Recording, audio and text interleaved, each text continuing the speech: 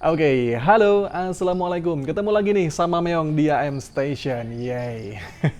Oke, dan sekarang kita syuting di luar ya, karena lagi mati lampu guys ya, jadi gelap di dalam. Jadi kita lagi di luar nih. Dan sekarang kita mau ngebahas nih ya tentang komentar-komentarnya dari Kinet nih, gimana ya tanggapan mereka nih tentang beberapa transfer yang dilakukan oleh Red Spark akhir-akhir ini gitu ya. Dan baru aja nih kemarin diumumkan kalau Red Spark juga melepas, ya ini melepas men ya, bukan mentransfer atau menjual gitu ya, ini melepas men. Melepas dua pemain mereka, yaitu adalah Yesol dan juga Soyukyong ya. Oke, gimana nih komentar mereka? Jangan lupa untuk di subscribe dulu ya, di like, di komen, dinyalain loncengnya, dan langsung nih kita monitor.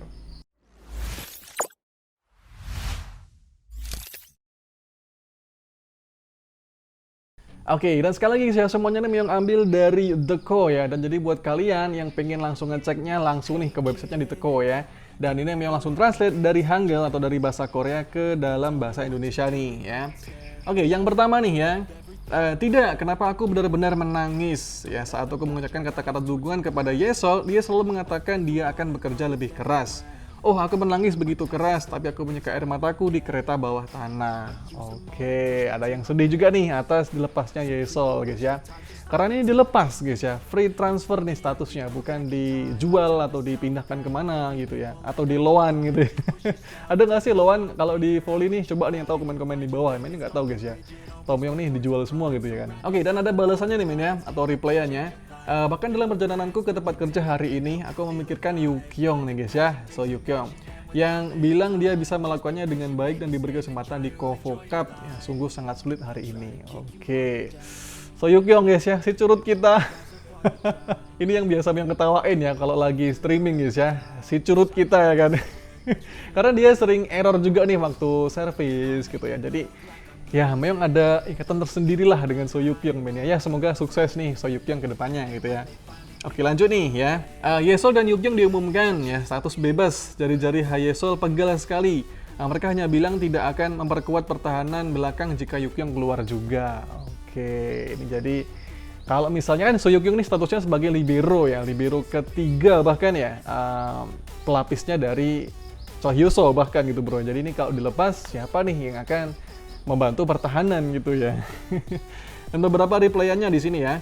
Kenapa kamu bermain bola voli setelah mengirimkan semua anak yang bisa bermain bertahan? Nah, tidak hanya menyerang bola voli, ya, jadi semuanya yang dibeli ya kan, Mega, Bukilits, yang kemarin nih Choi Enji, semuanya nih pemain penyerang ya.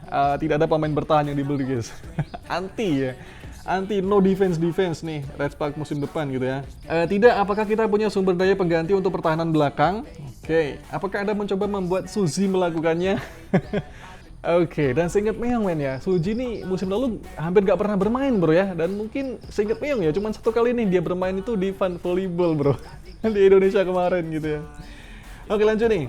Seungju, Mega, dan Buki. Buki di sini Buki League guys ya. Jadi Hemin atau Son Uk, saya harap mereka berdua menemukan tim yang bagus nih. Oke, jadi ini komposisinya gimana nanti men ya? Kalau untuk Seungju, Mega, dan Buki, Seungju mungkin akan jadi outside hitter ya, dan bersama Mega ya kita ambil asumsi aja nih ya, Mega akan jadi outside hitter nih dan akan dirotasi dengan Hemin dan juga Kwak Son Uk ya. Ada juga nih Kang Dayon ya, memang lupa kemarin guys. Ada beberapa nih outside hitter yang masih tersisa nih di Red Spark ya, kemungkinan akan dimanfaatkan sih untuk musim depan gitu ya. Oke, lanjut ya.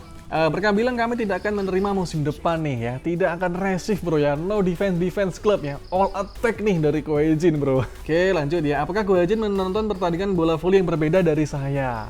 Oke, jadi apakah pelatih ya, coach Koejin ini mempunyai pandangan yang berbeda nih tentang permainan bola voli ya? Karena ya jujur aja nih kalau mau ngelihatnya ya, bola voli dari Asia yang pendek-pendek gitu guys ya, itu sangat kurang nih dalam dalam serangan gitu ya. Jadi kayak Jepang lah ya, mereka akan lebih mengoptimalkan di sisi defense-nya biar bisa mengimbangi serangan-serangan yang super hebat dari tim-tim negara lain gitu ya. Tapi di sini Koejin tidak memikirkan tentang bertahan men ya, semuanya menyerang nih. Waduh. Koejin gitu ya. Nanti kita protes guys ya Koejin nih. Lanjut. Yang lain berdagang untuk mengompensasi kekurangan mereka. Klub ini melakukan perdagangan untuk menyoroti kekurangannya. Misalnya nih ya, tim-tim yang kurang setter ya, kayak IBK ya, Pon pergi ya kan, mereka rekrut setter ya. Misalnya yang kurang defense, kayak nih Di Pink Spider juga mereka rekrut libero baru ya, bahkan setter juga baru gitu men ya. Jadi mereka merekrut kekurangan mereka nih. Tapi Respack ini berbeda. Aduh, lanjut ya. Perdagangan tim kami terlihat paling bodoh, ya itu bukan masalah para pemain. Saya pikir mereka baru saja melakukan perdagangan yang sangat bodoh katanya guys. Waduh. Lanjut. Apa yang terjadi pada kita nih? Ini pertanyaan guys. Sebetulnya hanya kami yang menonton sementara keluarga lain mengadakan pesta. Apakah yang kamu pikirkan? Oke, dan beberapa replayannya ya. Tidak peduli kamu melihatnya, kamilah yang paling kacau ya dalam transfer window ini ya. Oke, lanjut guys ya. Ini ada komentar nih tentang gajinya dari So Yu Kyung ya yang dilepas Respack kemarin gitu ya. Oke, tahukah kamu kalau gaji Yu Kyung itu lebih rendah dari gaji pendatang baru tahun pertama?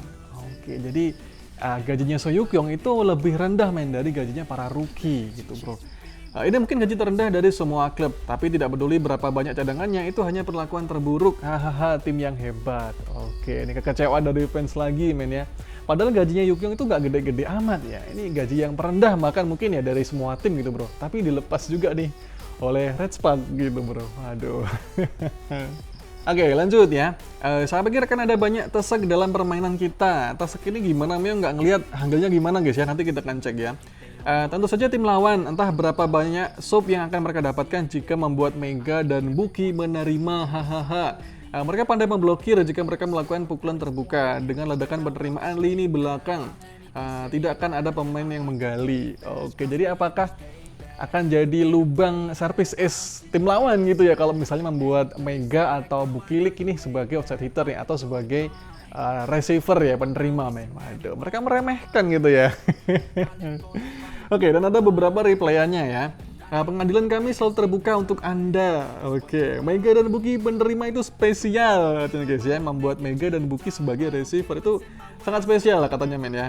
Ada lagi nih ya, penerimaan Mega tidak buruk ya. Saya punya pengalaman menerima Bandar, tetapi tim belum mengizinkan saya melakukan keduanya. Oke, jadi mereka udah tahu nih kalau Mega nih punya pengalaman lah ya, atau experience sebagai outside hitter nih. Ya, memang malah nggak tahu guys ya. Nanti kita akan cek ya musim depan gimana gitu ya. Oke, lanjut ya. Koejin sebagai penerima dan Koejin sebagai penjaga belakang nih guys. Wede ya. Jadi ya kalau misalnya kita nggak beli pemain bertahan, ya udah lu aja nih ya Koejin sebagai outside hitter atau sebagai receiver ya, atau libero sekalian. aduh ya. Memang kocak lah Koejin ini. Oke, lanjut ya. Di sini ada komentar yang lebih panjang nih guys ya. Saya tidak dapat membayangkan kombinasi saluran penerima kami nih ya. Jadi gimana nih koneksi antara bola pertama sampai bola ketiganya gitu bro. Mega lebih efektif di posisi sebaliknya. Di sini maksudnya itu di posisi opposite gitu ya. Jadi apakah Anda mencoba membuatnya menerima di posisi sebaliknya? Oke, jadi apakah akan membuat Mega nih sebagai outside hitter gitu ya. Lalu Bandarnya dibebaskan dari menerima di kursi Asahi. Bandar di sini maksudnya itu setter gitu ya. Atau ada 4 orang yang menerima pengawasan di sisi lain. Tidak, meskipun ada 4 orang yang menerima, Mega dan Bukilik hanya akan menerima di satu posisi. Dan kemudian ada Noran, ada Seungju dan juga Hemin, dan juga ada opsi nih untuk merotasi ya. Ada Kwak Son Uk, ada Lee Son Woo, dan juga Cho Hyo So akan memiliki jangkauan penerimaan yang luas dia. Oke, jadi ini adalah opsi-opsi yang tersisa nih dari pemain bertahan kita bro. Oke, lanjut ya. Di sini ada komentar lagi nih tentang Yesol dan juga Yu Kyung lagi nih guys ya. Nah, katanya karir profesional Yesol dan Yu Kyung akan segera berakhir. Jadi mungkin kita sedang terburu-buru karena saya tidak tahu konteksnya apa ini. Oke, ini dia kurang update gitu guys ya. Dan beberapa replayannya ya. Saya tidak tahu apa yang akan terjadi pada hubungan berturut-turut ya. Yu Kyung dan Yesol mengalami kesulitan ya. Ya memang sih, apalagi Yesol gitu men ya, karena dia posisinya sebagai opposite ya. Ditambah lagi Respack di sini merekrut 2 opposite ya, 3 bahkan ya. Ada Mega, Bukilik dan juga Shin Anji gitu bro. Jadi ya akan tambah tenggelam nih Yesol kalau misalnya tetap bertahan di Respack ya. Jadi kemungkinan sih menurutku ini adalah pilihan yang terbaik lah buat Yesol ya untuk keluar dari Respack dan mungkin memilih di tim lainnya yang kekurangan di opposite gitu bro ya. Oke, dan ini ada beberapa replaynya lagi bro ya. Sudah cukup lama aku tidak mengenal Yesol, jadi semoga kalian selalu sehat dan bahagia. Tetap sehat, saya berharap Anda menemukan apa yang Anda ingin lakukan dan melakukannya dengan baik ya. Solid ya. Solid nih panggilan untuk Yesol guys ya. Saya kira pemain memilihnya. Oke, jadi kalau menurutku juga guys ya, tentang kabarnya Yesol dan juga Yu Kyung, ini bukan keputusan dari tim ya. Ini menurutku guys ya, ini adalah keputusan dari para pemainnya sendiri ya. Karena ya seperti yang ku bilang tadi ya, kalau mereka tetap bertahan di Red Spark, mereka akan sulit nih bersaing untuk memperebutkan jam terbang gitu ya. Apalagi kayak Yesol ya, bersaing dengan 5 opposite bahkan ya, Omega, Bukilik, Shin Anji kemarin yang baru datang, Lee Son Woo gitu bro ya. Jadi ya itu kemungkinan keputusan dari Yesol sendiri ya untuk mencari tim lain nih yang membutuhkan jasa dia ya, yang minimal dapat jam terbang lah bro ya. Kemudian tentang Soyukyong ya sempat sih di musim lalu ya diberi beberapa kali kesempatan ya untuk menjadi spesialis service ya atau pin service nih. Tapi dia juga sering error juga gitu bro ya. Jadi ya kemungkinan akan sulit lah bersaing ya untuk di musim depan bro ya. Jadi ya lebih baik sih kalau menurutku juga lebih baik ya dia cari tambah lagi lah pengalaman baru gitu men ya.